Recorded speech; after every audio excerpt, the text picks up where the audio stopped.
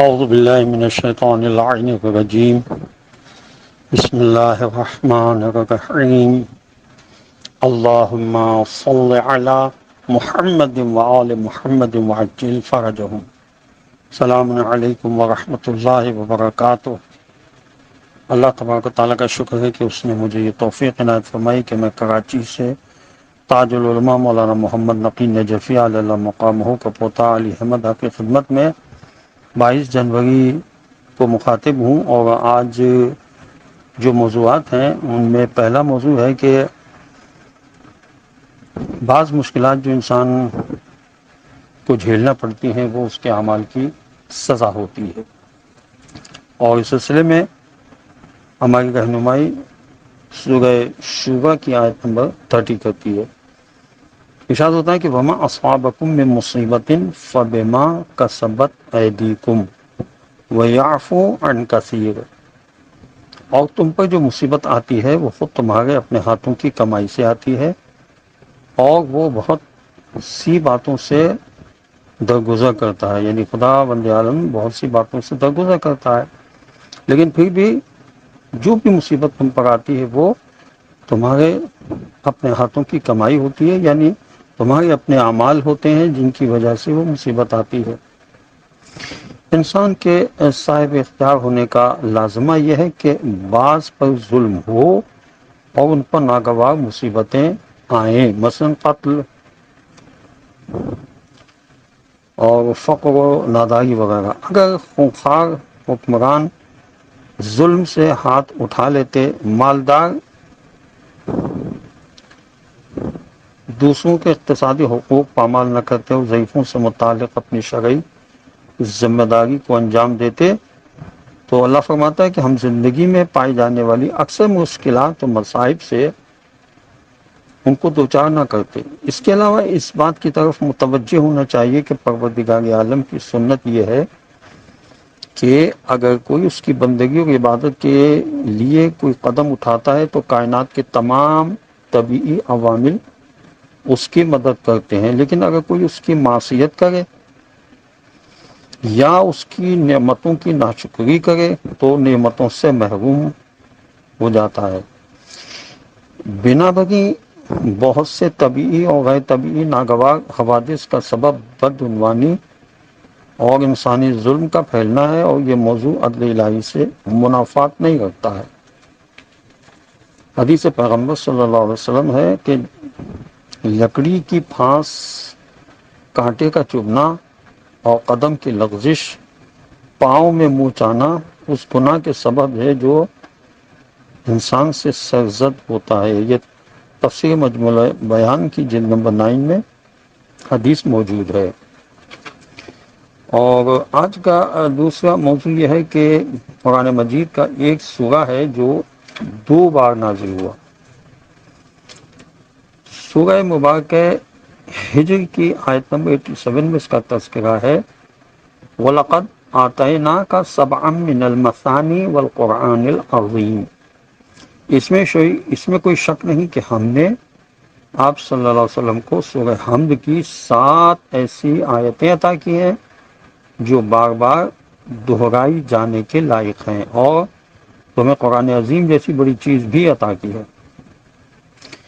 رسول اکرم صلی اللہ علیہ وسلم پر یہ خدا کا احسان عظیم ہے۔ ان آیتوں میں جناب رسول خدا صلی اللہ علیہ وسلم کو تسلی دی گئی ہے کہ دشمنوں کی کثرت تعداد اور بے پناہ مادی وسائل سے آپ صلی اللہ علیہ وسلم پریشان نہ ہوں، کیونکہ خدا نے آپ صلی اللہ علیہ وسلم کو وہ انعامات عطا فرمائے ہیں کہ جن کے مقابلے میں کافروں کی تعداد اور مال و دولت کوئی حیثیت نہیں رکھتے۔ مثلا خدا نے آپ صلی اللہ علیہ وسلم کو سورہ حمد جیسی عظیم سورت اور قرآن عظیم جیسی عظیم کتاب عطا فرمائی ہے۔ اب یہاں سبع مثانی لفظ استعمال ہوا ہے، تو اس سے مراد کیا ہے؟ سورہ حمد کو سبع مثانی اس لیے فرمایا کہ سبع کے معنی 7 کے ہیں، اور سورہ حمد میں 7 آیتیں ہیں، اور مثانی کے معنی 2 مرتبہ کے ہیں۔ سورہ حمد کو مثانی اس لیے فرمایا کہ یہ سورت رسول اکرم صلی اللہ علیہ وسلم پر 2 مرتبہ نازل ہوئی تھی، اور اس لیے بھی فرمایا کہ یہ سورہ دو حصوں پر مشتمل ہے۔ آدھی صورت خدا کی حمد و ثنا پر مشتمل ہے اور آدھی صورت بندوں سے متعلق ہے۔ تیسری یہ کہ یہ صورت ہر نماز میں 2 مرتبہ پڑھی جاتی ہے، یہ تفسیر نمونہ میں لکھا ہوا ہے۔ جناب رسول خدا صلی اللہ علیہ وسلم نے ارشاد فرمایا کہ خداوند عالم نے ارشاد فرمایا کہ میں نے نماز یعنی مراد ہے سورہ حمد کو اپنے اور اپنے بندوں کے درمیان 2 حصوں میں تقسیم کر دیا ہے۔ ایک حصہ مجھ سے متعلق ہے اور دوسرا حصہ میرے بندوں سے متعلق ہے۔ تفسیر صافی میں لکھا ہے کہ حضرت علی علیہ السلام نے فرمایا کہ میں نے خود جناب رسول خدا صلی اللہ علیہ وسلم کو یہ فرماتے ہوئے سنا ہے کہ خدا نے فرمایا اے محمد صلی اللہ علیہ وسلم، ہم نے تم کو سب مثانی یعنی سورہ فاتحہ عطا فرما کر تم پر احسان کیا ہے، اور سورہ فاتحہ کو پورے قرآن کا مد مقابل قرار دیا ہے۔ یاد رہے کہ سورہ فاتحہ میں بسم اللہ الرحمن الرحیم کو ملا کر کل 7 آیتیں بنتی ہیں۔ یہ تفسیر صافی میں بحوالہ عیون اخبار الرضا لکھا ہوا ہے۔ اس سے ثابت ہوا کہ بسم اللہ الرحمن الرحیم ہر سورہ کا جز ہے۔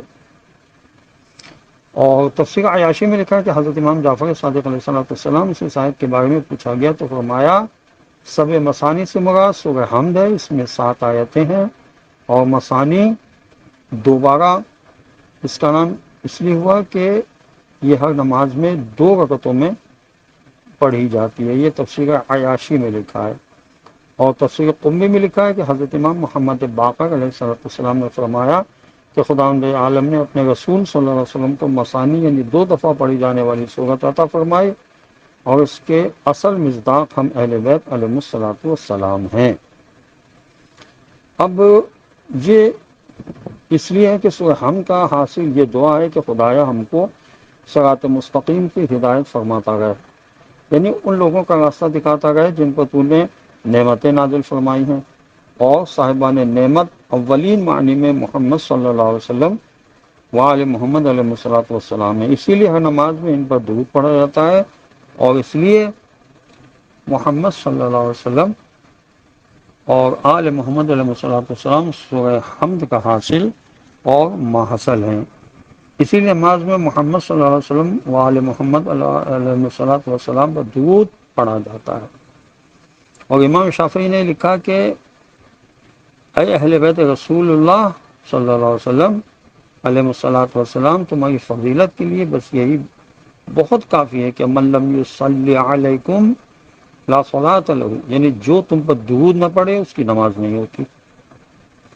اور صحیح مسلم شریف میں لکھا ہے، شیخ صدوق نے اس حدیث رسول صلی اللہ علیہ وسلم کا مطلب یہ لکھا کہ امام محمد باقر علیہ السلام کے فرمانے کا مطلب یہ ہے کہ جناب رسول خدا صلی اللہ علیہ وسلم نے ہم آل محمد علیہ الصلوۃ والسلام کو قرآن کے ساتھ ملایا ہے، اور امت کو قرآن اور اہل بیت علیہ الصلوۃ والسلام دونوں کے ساتھ تمسک رکھنے کا حکم دیا ہے۔ اس لیے سورہ حمد کا حاصل محمد صلی اللہ علیہ وسلم اور آل محمد علیہ الصلوۃ والسلام ہے۔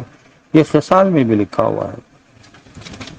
اور ظاہر ہے کہ اب وقت بہت کم رہا ہے، اور آج کا تیسرا موضوع ہم مختصراً بیان کر سکیں گے، تفصیل سے بیان نہیں ہو سکے گا۔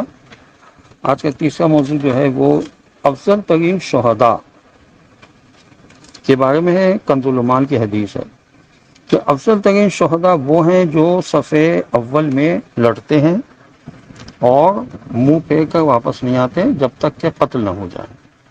وہ جنت کے بالا خانوں میں زندگی کے مزے لوٹتے ہیں، تمہارا رب ان کی طرف دیکھ کر خوش ہوتا ہے، اور جب تمہارا رب کسی بندے سے کسی جگہ خوش ہو جائے تو اس پر کوئی حساب نہیں ہوتا ہے۔ یہ نہج البلاغہ کا مکتوب نمبر 28 ہے۔ امیر مومنین علیہ السلام کے مکتوب بنام معاویہ سے اقتباس ہے کہ آخر تم دیکھتے نہیں، اور یہ میں جو کہتا ہوں کہ تمہیں کوئی اطلاع دینا نہیں ہے بلکہ اللہ کی نعمتوں کو تذکرہ کرنا ہے کہ مہاجرین و انصار کا ایک گروہ خدا کی راہ میں شہید ہوا، اور سب کے لیے فضیلت کا ایک درجہ ہے، مگر جب ہم میں سے شہید نے جام شہادت نوش کیا تو اسے سید الشہداء کہا گیا، اور پیغمبر صلی اللہ علیہ وسلم نے صرف اس سے یہ خصوصیت بخشی کہ اس کی نماز جنازہ میں 70 تکبیریں کہیں، تو یہ افضل ترین شہداء ہیں۔ بہرحال خداوند عالم ہمیں شہادت کا درجہ نصیب کرے، بہت بڑی سعادت ہے۔